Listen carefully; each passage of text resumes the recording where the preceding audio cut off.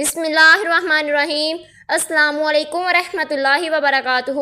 ناظرین، واقعہ کربلا ایک ایسی دکھ بری داستان ہے جو کئی صدیوں سے اہل اسلام کی آنکھیں نمکین ہوئی ہیں۔ تاریخ واقعہ کربلا بیان کرتی ہوئی زارو قطار روکتی ہے۔ امام علی مقام امام حسین میدان کربلا میں 72 سال کی سار بلندی کی خاطر دشمنان اسلام کے سامنے ڈٹ گئے اور یزید ابن معاویہ لعین کے ہاتھ پر بیعت کر انکار کر دیا۔ کربلا میں یزید نے معاویہ کی فوج نے رسول صلی اللہ علیہ وآلہ وسلم خاندار پر ظلم کے پہاڑ توڑ دیے اور رسول صلی اللہ علیہ وسلم کی آل کو شہید کیا۔ خالد قیامت ان لعنتوں کے لیے ٹھکانہ تیار کر رکھا ہے، مگر یہ کیسے ممکن ہے کہ وہ اس کا بھی ان لعنتیوں کو شان عبرت نہ بنایا۔ ناظرین، کربلا کے شہیدوں کا بدلہ کس نے اور ایسے پاکل زین ابن علی کو کس نے چن چن کر مارا اور ان کا عبرتناک انجام کیا ہوا، یہ ہماری آج کی ویڈیو کا موضوع ہے۔ مگر ویڈیو میں آگے بڑھنے سے پہلے اگر آپ ہمارے چینل پر نئے ہیں تو برائے مہربانی ہمارے چینل کو سبسکرائب کر دیں۔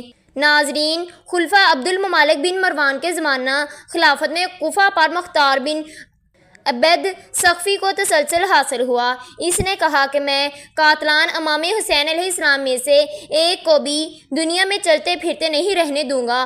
اگر میں ایسا نہ کروں تو مجھ پر اللہ اور رسول صلی اللہ علیہ وآلہ وسلم کی لعنت ہو۔ پھر اس نے لوگوں سے کہا کہ مجھے ہر اس شخص کا نام اور پتہ بتاؤ جو حضرت امام حسین رضی اللہ تعالیٰ عنہ کے مقابلے میں کربلا گیا تھا۔ لوگوں نے بتانا شروع کیا اور مختار ثقفی نے ایک ایک کو قتل کرنا اور سولی پر لٹکانا شروع کر دیا۔ ایک دن کہا کہ میں کل ایک ایسے شخص کو اس عمل سے تمام مومنین اور ملائکہ اور مقرر خوش ہو گئے۔ اس وقت مختار کے پاس بیٹھا ہوا تھا، وہ سمجھ گیا کہ ابن سعد کل مارا جائے گا۔ مکان پر آ کر اس نے اپنے بیٹے کو رات میں ابن سعد کے پاس بھیج کر اطلاع کر دی کہ تم اپنی حفاظت کا انتظام کرو، مختار ثقفی کل تمہیں قتل کرنا چاہتا ہے۔ مگر مختار ثقفی اپنے خواص کی ابتدائی زمانے میں ابن سعد سے نہایت اخلاق کے ساتھ پیش آتے تھے، اس لیے اس نے کہا کہ مختار ہمیں نہیں قتل کرے گا۔ دوسرے دن صبح کو مختار ثقفی نے ابن سعد کو بلانے کے لیے آدمی بھیجا۔ اس نے اپنے بیٹے حافظ کو بھیج دیا۔ مختار ثقفی نے کہا، اس سے پوچھا کہ تیرا باپ کہاں ہے؟ اس نے کہا وہ غربت نشی گھر سے باہر نہیں نکلتا۔ مختار نے کہا، اب وہ پسند رسول صلی اللہ علیہ وآلہ وسلم خون بہایا تھا، اب کیوں اس سے حضرت امام حسین کی شہادت کے دن کیوں خانہ نشی نہیں ہوا تھا؟ مختار ثقفی نے اپنے کوتال کو بھیجا، ابن سعد کا سر کاٹ کر لے آؤ۔ وہ ابن سعد کے پاس گیا اور اس کا سر کاٹ کر اپنی قبا کے دامن میں چھپا کر مختار ثقفی کے پاس لایا اور اس کے سامنے رکھ دیا۔ مختار ثقفی نے حافظ سے پوچھا، پہچانتے ہو یہ کس کا سر ہے؟ اس نے انا للہ و انا الیہ راجعون پڑھی، پھر کہا یہ میرے بابا کا سر ہے اور اب ان کے بعد زندگی میں میرا کوئی مزہ نہیں۔ مختار ثقفی نے کہا، تم ٹھیک کہتے ہو اور تم زندہ بھی نہیں رہو گے۔ پھر اسے بھی قتل کر دیا اور کہا کہ بابا کا سر امام علی مقام امام حسین کا بدلہ اور بیٹے کا سر علی مقام امام علی اکبر رضی اللہ تعالیٰ عنہ کا بدلہ، اگرچہ وہ دونوں ان کے برابر نہیں ہو سکتے۔ خدا کی قسم اگر میں قریش کے 3 دستے بھی قتل کر ڈالوں تب بھی وہ سب امام حسین علی کی انگلیوں کے برابر نہیں ہو سکتے۔ پھر مختار ثقفی نے دونوں کے سر حضرت محمد بن حنفیہ رضی اللہ تعالیٰ عنہ کے پاس بھیج دیے۔ ناظرین، خولی بن یزید وہ بدبخت انسان تھا جس نے امام علی مقام امام حسین علیہ السلام کے سر نور کو جسم اقدس سے جدا کیا تھا۔ مختار ثقفی نے اپنے کوتال اور ابو عمر کو چند سپاہیوں کے ساتھ اس کو گرفتاری کے لیے بھیجا۔ ان لوگوں نے آخر خولی کے گھر کو گھیر لیا۔ جب اس بدبخت کو معلوم ہوا تو ایک ٹوکری میں چھپ گیا اور بیوی سے کہا، جاؤ تم جا کر کہو کہ مجھے معلوم نہیں وہ کہاں ہے۔ تم لا علمی ظاہر کر دینا۔ کوتال نے اس کے گھر کی تلاشی کا حکم دیا۔ اس بیوی باہر گئی اور نکل آئی۔ اس نے پوچھا، کیا ہے، تمہارا شوہر کہاں ہے؟ چونکہ سب وقت سے ہولی بن یزید حضرت امام حسین علیہ السلام کا سر لایا تھا، وہ اس کی دشمن ہو گئی تھی، اس لیے اس نے زبان سے تو کچھ نہیں کہا، مجھے معلوم نہیں وہ کہا، مگر ہاتھ کے اشارے سے اس کے چھپنے کی جگہ بتا دی۔ سپاہی اس مقام پر پہنچے تو دیکھا کہ سر پر ایک ٹوکری رکھے ہوئے زمین پر چھپ کے بیٹھا ہوا ہے۔ اس کو گرفتار کر کے لا رہے تھے کہ مختار سقفی کو کوفہ کے سیر کے لیے نکلے۔ رستے میں ان لوگوں سے ملاقات ہوئی۔ اس کو حکم سے خولی بن یزید کے گھر والوں کو بلا کر ان کے سامنے شہرہ عام پر اس کو قتل کیا گیا، پھر اسے جلائے گا، اور جب تک اس کی لاش جل کر راکھ نہیں ہوگی مختار کھڑے رہے۔ ناظرین، طریق ابری کے مطابق مسلم بن عبداللہ زیابی کا بیان ہے کہ جب حضرت امام حسین علیہ السلام مقابلے میں کربلا جانے والوں کو پکڑ کر مختار صدی قتل کرنے لگا تو ہم اور شمر دل جوشن تیز رفتار گھوڑوں پر بیٹھ کر کوفہ سے باہر نکلے۔ مختار سقفی کے غلام ضربی نے ہمارا پیچھا کیا، ہم نے اپنے گھوڑوں کو بہت تیزی سے دوڑایا، لیکن دربری ہمارے قریب آ گیا۔ شمر نے ہم سے کہا، تم گھوڑے کو ایڑ دے کر ہم سے دور ہو جاؤ، شاید یہ غلام میری طاقت میں آ رہا ہے۔ ہم نے اپنے گھوڑے کو خوب تیزی سے بھگا کر شمر سے الگ ہو گئے۔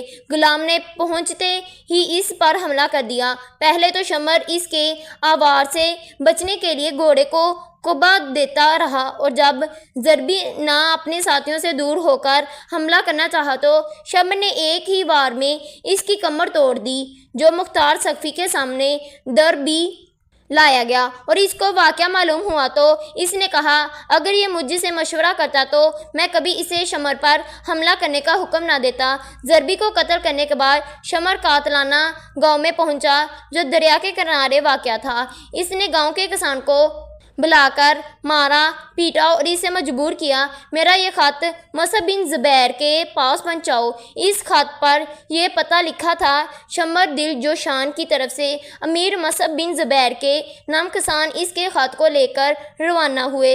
رستے میں ایک بڑا گاؤں آباد تھا، جہاں آپ کو طوال ابو عمرہ چند سپاہیوں کے ہمراہ جنگی چوکی قائم کرنے کے لیے آئے تھے۔ یہ کسان اس گاؤں کے ایک کسان سے مل کر شمر نے جو اس کے ساتھ زیادتی کی تھی اس کو بیان کر رہا تھا۔ ایک سپاہی ان کے پاس سے گزرا، اس نے شمر کی خط اور اس کا پتے کو دیکھا، پوچھا کہ شمر کہاں ہے؟ اس نے بتا دیا۔ معلوم ہوا 15 کلومیٹر کے فاصلے پر ہی ابو عمارہ فوراً اپنے سپاہیوں کو لے کر شمر کی طرف چل پڑا۔ مسلم بن عبداللہ کا بیان ہے کہ رات میں شمر کی ہمراہ تھے۔ میں نے اسے کہا، بہتر ہے کہ ہم لوگ اس جگہ سے روانہ ہو جائیں، اس لیے کہ ہمیں یہاں در معلوم ہوتا ہے۔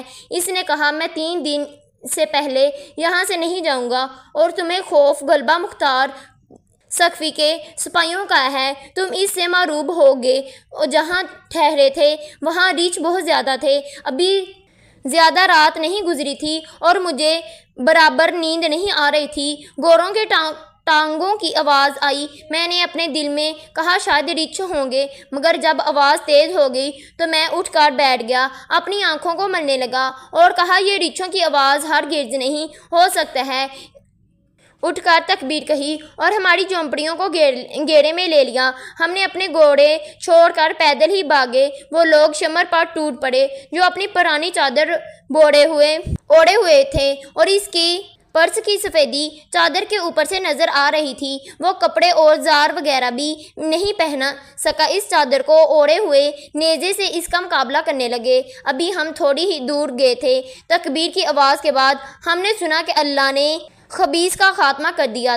پھر ان لوگوں نے اس کے سر کو کاٹ کر لاش کو کتوں کے لیے پھینک دیا۔ ناظرین، صاحب طریق ابری لکھتے ہیں، عبداللہ بن دیاس جس نے محمد بن عمارہ بن یاسر کو قتل کیا تھا۔ اس نے امام عالی مکان امام حسین رضی اللہ تعالیٰ عنہ کے قاتلان میں سے مختار ثقفی کو چند آدمیوں کے نام بتا دیا، جن میں عبداللہ بن اسد، جہنی مالک بن نصیر عبدی اور حمل بن مالک مہار بھی تھے۔ یہ سب اس زمانے میں قادسیہ میں رہتے تھے۔ مختار ثقفی نے اپنے سرداروں میں سے ایک سردار مالک بن عمرہ نہدی کو ان کی گرفتاری کے لیے چند سپاہیوں کے ساتھ بھیجا۔ اس نے جا کر ان سب کو گرفتار کر لیا اور عشاء کے وقت کے لیے مختار کے پاس پہنچا۔ مختار نے ان لوگوں سے کہا، اے اللہ اور رسول اور آل رسول کے دشمنوں، حسین بن علی کہاں ہے؟ مجھے حسین نے ابن علی کی زیارت کرواؤ۔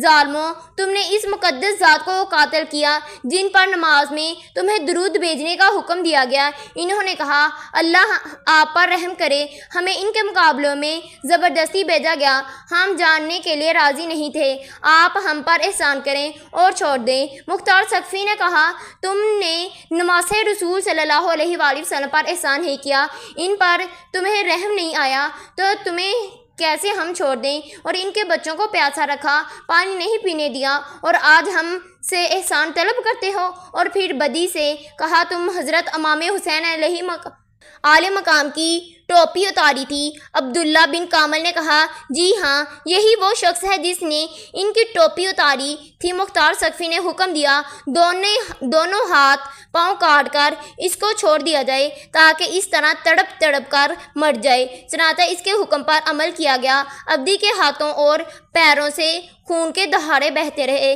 یہاں تک وہ مر گیا۔ اس کے بعد جہنی اور محاربی کو قتل کر دیا گیا۔ ناظرین، حکیم ایک ایسا شخص تھا جس کا نام حکیم بن لطیف طائی تھا، جس نے کربلا میں حضرت عباس المدار کے لباس و اسلحہ پر قبضہ کیا تھا اور امام حسین عالی مقام کو معاذ اللہ تیر مارا تھا۔ مختار ثقفی نے عبداللہ بن کامر کو اس کی گرفتاری کے لیے چند سپاہیوں کے ساتھ بھیجا۔ وہ جب مختار ثقفی کی طرف پکڑ کر لایا جا رہے تھے، حکیم کے گھر والوں کے عبدی نے جو حاتم طائی کا بیٹا تھا، اس کے پاس گئے اور کہنے لگے، مختار ثقفی سے سفارش کرو، ہماری بھائی کو چھوڑ دیں۔ مختار ثقفی کے پاس پہنچا اور سفارش کرنے لگا۔ وہ علی کے ساتھ عزت پیش آیا اور اسے پاس بٹھایا۔ عدی نے اپنے غرض بیان کیا۔ مختار نے کہا، ابو ظرف آپ قاتلان حسین کے لیے بھی سفارش کرتے ہیں؟ انہوں نے کہا، حکیم پر جھوٹا الزام ہے۔ مختار نے کہا، اچھا تو ہم اسے چھوڑ دیں